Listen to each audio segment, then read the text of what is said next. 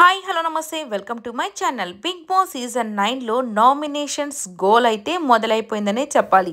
ఇక this is a last nominations ప్రక్రియ అని నేనైతే అనుకుంటున్నాను. ఎందుకంటే నెక్స్ట్ వీక్ ఇక టికెట్ టు ఫినాలి, దాని తర్వాత అంటే 13th వీక్కి, దాని తర్వాత 14th week ticket to finale, దాని తర్వాత అందరూ నామినేషన్స్లో ఉండాల్సిందే. ఇంకా తర్వాత నుంచి ఇంకా కానీ తప్పించుకుంటూ ఉంటే అస్సలు ఫైనల్ దాకా చేరుకునే దానికి ఓటింగ్ కూడా ఎవరికి ఉండదు. కాబట్టి వీళ్ళే అందరినీ నామినేషన్స్లో అయితే పెట్టేస్తారు. ఇక నుంచి కొద్దిగా ఫ్రీగానే ఉంటారు జనాలు. ఎందుకంటే ఈ టికెట్ ఫినాలి దాకి ఫైట్లైనా కానివ్వండి, ఈ అరుపులు గోల, ఈ కక్షలు కుతంత్రాలు ఇవన్నీ జరిగేది ఇంతవరకే. దాని తర్వాత ఇక ఎవరికైతే ఆ టికెట్ ఫినాలి వస్తుందో వాళ్ళు టాప్ 5లో కానీ టాప్ 6లో కానీ ఇక ఉండిపోతారు. మిగిలిన వాళ్ళు సో ఎలిమినేట్ అయిపోవాల్సిన ఇంక ఇద్దరు, అంటే నాకు తెలిసి ఇంక ఇద్దరు మాత్రమే ఎలిమినేట్ అవుతారు ఉన్న 8 మెంబర్స్లో. దాని తర్వాత టాప్ 6 అన్నా పెట్టచ్చు, టాప్ 5 అన్నా పెట్టచ్చు. టాప్ 5 కానీ పెడితే ముగ్గురు, టాప్ 6 పెడితే ఇద్దరు ఎలిమినేట్ అయితే అయిపోవచ్చు. ఇక ఈరోజు నామినేషన్ ప్రాసెస్లో కొంతమందికి చాలా ఫైర్ అయితే, కొంతమంది దగ్గర ఫైర్ అయితే కనబడుతుంది. ఎందుకంటే లాస్ట్ నామినేషన్స్లో కొన్ని డిస్కషన్స్ జరిగాయి కాబట్టి కొన్ని. సో దానివల్ల ఎమ్మాన్యుయల్ వచ్చేసి ఇద్దరు క్లోజ్ ఫ్రెండ్స్ అయినటువంటి డేమాన్ పవన్ అలాగే రీతు ఇద్దరిని ఒకేసారి నామినేట్ చేసేస్తాడు ఆ యొక్క బాటిల్ని పగలకొట్టి తల మీద. సో ఈ యొక్క బాటిల్ నామినేషన్స్ ఎప్పుడు కూడా ఎన్నిసార్లు చేసినా, ఏ సీజన్లో చేసినా సూపర్ డూపర్ హిట్ అయితే అవుతూ ఉంటుంది. ఎందుకంటే ఆ యొక్క బాటిల్ని కొట్టేటప్పుడు ఆ సౌండే చాలా భయంకరంగా అనిపిస్తూ ఉంటుంది. అయ్యో తల పగిలిపోతుందేమోనని భయం మనకు వేస్తూ ఉంటుంది.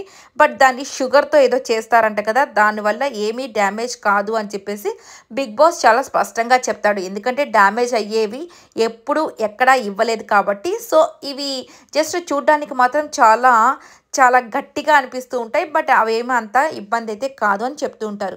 బట్ ఏది ఏమైనప్పటికీ ఈసారి నామినేషన్స్లో ఇమ్మాన్యుయల్ పెట్టిన పాయింట్స్తో ఇక రీతు రచ్ అయితే స్టార్ట్ చేసేస్తుంది. ఇక రీతుకి ఇక నెక్స్ట్ వచ్చేసరికి డేమాన్కి రీతుకి ఇమ్మాన్యుయల్ వేస్తాడు. కానీ ఇమ్మాన్యుయల్ని ఈ నామినేషన్స్లో ఎవరు టచ్ కూడా చేయరంట. సో ఇప్పుడు కళ్యాణ్ ఇమ్మాన్యుయల్ వీళ్ళిద్దరికీ ఇక నామినేషన్స్లో పని లేదు అన్నట్టుగా వీళ్ళిద్దరు ఓటింగ్ అయితే ఇంకా ఎవరికి ట్రాన్స్ఫర్ అవుతుందా అనేది చూడాల్సి ఉంది. ఇక నెక్స్ట్ వచ్చేసరికి భరణి గారు. ఈ భరణి గారి విషయంలో ఏంటంటే ట్యాబ్లెట్స్ విషయంలో ఈయన నామినేట్ చేస్తున్నాడు. ఇప్పటికే చెప్తున్నారు సిల్లీ పాయింట్స్ వేసి నామినేషన్ చేస్తే ఇక మీది ఎట్లా ఉంటుందంటే మరి సిల్లీ పాయింట్స్ కూడా నామినేట్ చేస్తున్నారా అన్నట్టుగా అయిపోతుంది పరిస్థితి. ఇప్పటికైనా మీ ఆటని సీరియస్గా తీసుకోండి. సో నిజంగా మీకున్న గట్టి పాయింట్స్ పెట్టి నామినేట్ చేయండి అని ప్రతిసారి చెప్తూనే ఉన్నారు. మీరు అనుకోవచ్చు ట్యాబ్లెట్స్ తీసేయడం సిల్లీ విషయం కాదు కదని. ఆ ట్యాబ్లెట్స్ అనేవి విటమిన్ ట్యాబ్లెట్స్, అవి వేసుకోకపోతే ఆ రోజు సప్లై ఏమి తనకేమి బాడీకి ఎఫెక్ట్ ఏం కాదు కదా. సో అది కూడా ఆమె ఫన్గా చేసిందని ఆమె చెప్పేసింది. ఇక ఆ రోజు నైటే చెప్పేసింది. ఇమ్మాన్యుయల్కి చెప్పింది, డేమాన్ పవన్కి తెలుసు, రీతుకి తెలుసు, అందరికీ తెలుసు. ఎందుకంటే ఆ రోజు కళ్యాణ్ చూశాడు కాబట్టి. ఆమె జస్ట్ ఏడిపిద్దామని జస్ట్ తీసుకునింది అంతే కదా. సరే ఓకే.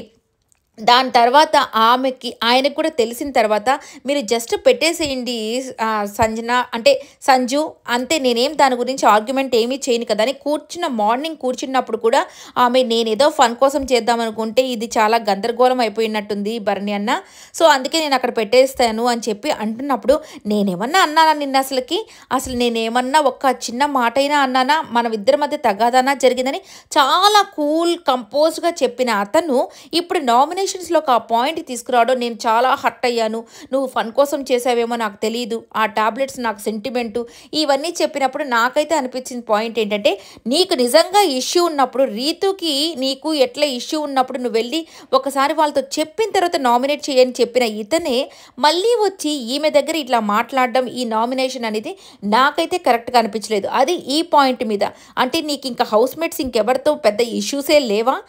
ఉన్నాయి కదా, చాలా ఇష్యూసే ఉన్నాయి. కానీ వాళ్ళతో పెట్టుకుంటే రివర్స్ మనకొచ్చి చేస్తారు కదా, అదే ఈమెతో పెట్టుకుంటే లైట్ తీసుకుంటుంది అన్న ఒకే ఒక దాంతో ఈయన చేసినట్టు నాకు అనిపించింది. ఎందుకంటే కూర్చొని మాట్లాడుకోవాల్సిన విషయాన్ని కూడా ఇది పెద్దదిగా తీసుకొచ్చి ఆ వారమంతా ఆమెతో చక్కగా ముచ్చట్లు, అంటే ఒక బ్రదర్ అండ్ సిస్టర్ లాగా జస్ట్ నార్మల్గా మాట్లాడుకుంటూ వెళ్ళిపోయిన అతను ఇప్పుడు ఇంత పెట్టుకొని ఈ నామినేషన్లోకి ఆ పాయింట్ తీసుకొచ్చాడంటే నిజంగా నాకెందుకో నచ్చలేదు ఈ నామినేషన్ పాయింట్.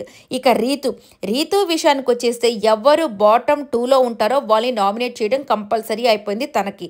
ఎందుకంటే ఇప్పటి వరకు సంజన గారిని చేసుకుంటూ వచ్చింది. ఇప్పుడు సుమన్ శెట్టి కనిపించాడు కదా, అందుకే సుమన్ శెట్టికి వెళ్ళి ఆ యొక్క గ్లాస్ బాటిల్ని ఆయన నెత్తి మీద అయితే కొట్టేస్తుంది. ఎందుకు కొట్టాల్సిన అవసరం ఏముంది? లాస్ట్ టైము నైఫ్ తీసుకోబోయి సుమన్ శెట్టే కదా ఆమెకి ఇచ్చింది. అప్పుడే కదా సంజన గారిని చేసింది. ఈయన ఎప్పుడు ఈమెను ఏమీ ఎఫెక్ట్ చేయలేదే. ఎప్పుడు పట్టినా కానీ సంజన గారి మీద తప్పితే ఇంకెవరి మీద ఏమీ గ్రడ్జ్ పెట్టుకోడు ఈయన. ఎందుకంటే ఆమె మీద సింపుల్గా వేసేస్తే మనం సేఫ్గా ఉంటామని ఈయన అనుకుంటూ ఉంటాడు. మరి మీకేమనిపించిందో రీతు చేసిన నామినేషన్ కమెంట్ అయితే చేసేసేయండి. ఈ వీడియో నచ్చితే లైక్ చేయండి.